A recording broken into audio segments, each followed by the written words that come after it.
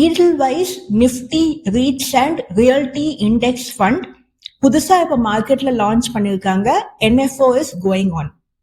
இந்தியன்ஸ்க்கு real estate கோல்டுன்னு ஒரு ஃபண்ட்ல போட்டாலே அதுல ஒரு தனி மோகம்.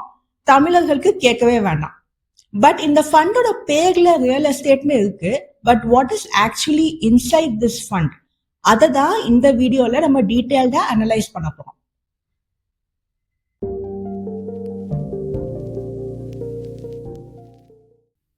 REITsனா என்ன? Real estate investment trust. இதை நான் சிம்பிள் லாங்குவேஜ்ல எக்ஸ்பிளைன் பண்றேன். நீங்க 10 பேர் ஃப்ரெண்ட்ஸ் ஒரு கமர்ஷியல் பில்டிங் வாங்க பிளான் பண்றீங்க.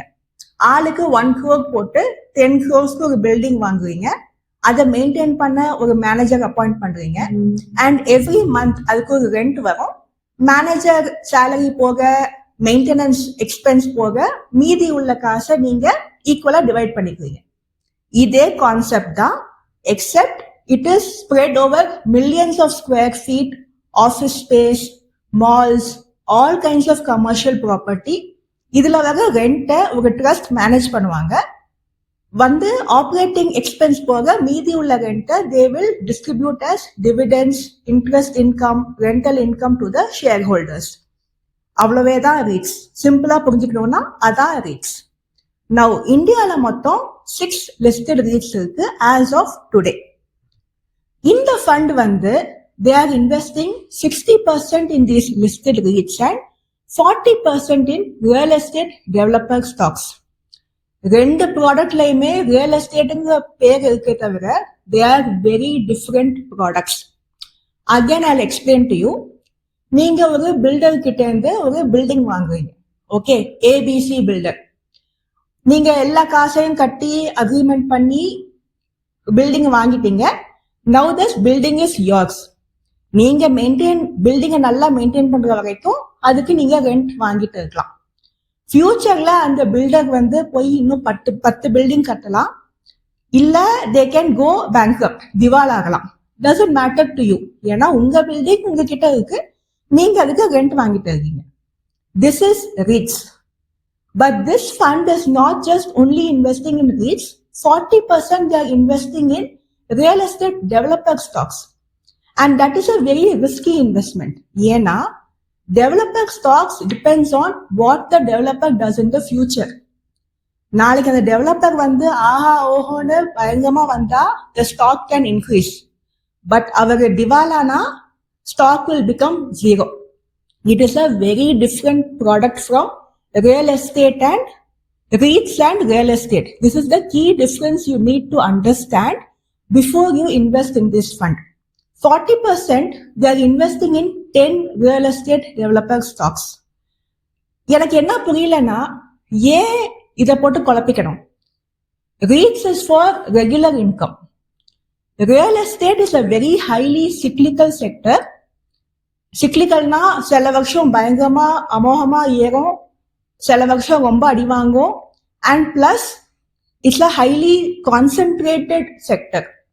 So it is high risk. ஏன் 40% of your amount should go into that if you invest in these fund. நீங்க ஒரு large cap index fund, mid cap index fund or even a small cap index fund வச்சிருந்தீங்கன்னா already you have exposure to real estate developer stocks. So இந்த ஃபண்ட்ல invest பண்றதுனால you are getting additional exposure to real estate developer stocks, which is potentially high risk. இத அவங்க CEO, ஈடில்வைஸோட CEO கிட்ட ஒரு இன்டர்வியூல கேட்டாங்க. அந்த மேடம் என்ன சொன்னாங்கன்னா, இப்போதைக்கு இந்தியால only 6 listed REITs தான் இருக்கு. இந்தியால REITs நம்பர் அதிகமாக we will make it 100% REITs fund. அப்புறமா எதுக்கு அவசரப்படணும்? இந்த ஃபண்ட் எப்போ 100% REITs ஆகுதோ அப்போ I will invest. இப்போ I don't want to take risk with 40% of my money. That is my personal opinion. ரெண்டாவது, இந்த ஈடில்வைஸ் AMCயை நம்பிதான் நம்ம REITsல இன்வெஸ்ட் பண்ணணும்னு அவசியம் கிடையாது.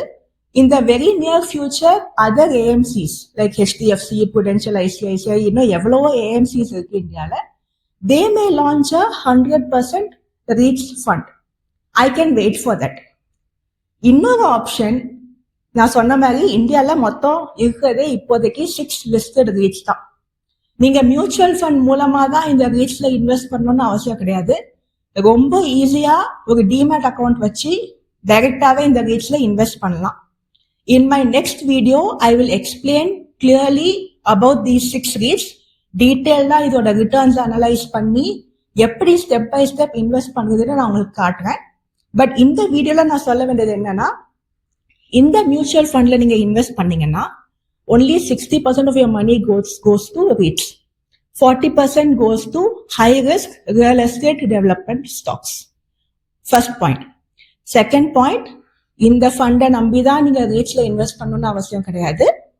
You can wait for other mutual fund houses to launch REITs, 100% REITs fund. இல்லனா you can yourself go and invest in REITs in India. Okay. Final point. எனக்கு இப்ப நீங்க என்கிட்ட வந்து சொல்றீங்க, என்னால வெயிட் பண்ண முடியாது, டைரக்டா ரீட்ஸ்ல இன்வெஸ்ட் பண்ண முடியாது, மியூச்சுவல் ஃபண்ட்ஸ் மூலமா தான் நான் இன்வெஸ்ட் பண்ணுவேன், ரீட்ஸ்ல இன்வெஸ்ட் பண்ணணும், இன்னைக்கே இன்வெஸ்ட் பண்ணணும் அப்படின்னு சொன்னீங்கன்னா, I have another option for you. White Oak Capital Multi-Asset Allocation Fund. This fund has been in the market for about 3 years. இவங்க they have about 16% allocation to REITs and InvITs. InvITs are Infrastructure Real Estate Trust. அதாவது REITs they invest in commercial property, office, malls அந்த மாதிரி. InvITs they invest in infrastructure projects like roads, bridges, power plants அந்த மாதிரி. அது மூலமா they make income. This fund has 16 to 17% exposure to REITs and InvITs. So உங்களுக்கு ஒரு proper exposure to REITs வேணும்னா you can, this fund is an option. இந்த option உங்களுக்கு இருக்கு. பிளஸ் இந்த ஃபண்டோட அதர் காம்போசிஷன் பாத்தீங்கன்னா they have gold, stocks, debt. So it is a much more balanced fund compared to the Edelweiss fund. There is another option also. White Oak ஒரு dividend yield fund ஒரு NFO இப்ப போயிட்டு இருக்கு. They are saying they invest about 70% in REITs and InvITs. Okay. But அவசரப்பட வேணாம். அதோட NFO இப்ப போயிட்டு இருக்கு. ஒரு 6 months இந்த ஃபண்டோட பர்ஃபார்மன்ஸ் பார்த்துட்டு ஆக்சுவல் போர்ட்ஃபோலியோ அலோகேஷனை பார்த்துட்டு இன்வெஸ்ட் பண்ணலாம். அவசரப்பட்டு இதுல இன்வெஸ்ட் பண்ண தேவையில்லை. ஓகே. ஸோ இந்த வீடியோல நான் உங்களுக்கு சொல்ல வேண்டியது முக்கியமான விஷயம் என்னன்னா, ரியல் எஸ்டேட்டுங்கிற பேர்ல there can be multiple products under that. REITs is for income, regular income. Real estate stocks are high risk, high reward, high risk. ஃபியூச்சர்லயும் இந்த மாதிரி REITs, ரியல் எஸ்டேட்னு சொல்லி ஃபண்ட்ஸ் வரலாம். Before you invest please check what is the allocation. உங்களால risk எடுக்க முடியும்னா go ahead and invest. இல்லனா wait for my next video. I will show you exactly how to invest directly in REITs for regular income. இந்த video உங்களுக்கு பிடிச்சிருந்ததுன்னா please like and subscribe. It will help my channel a lot. And I will see you in my next video. Bye bye.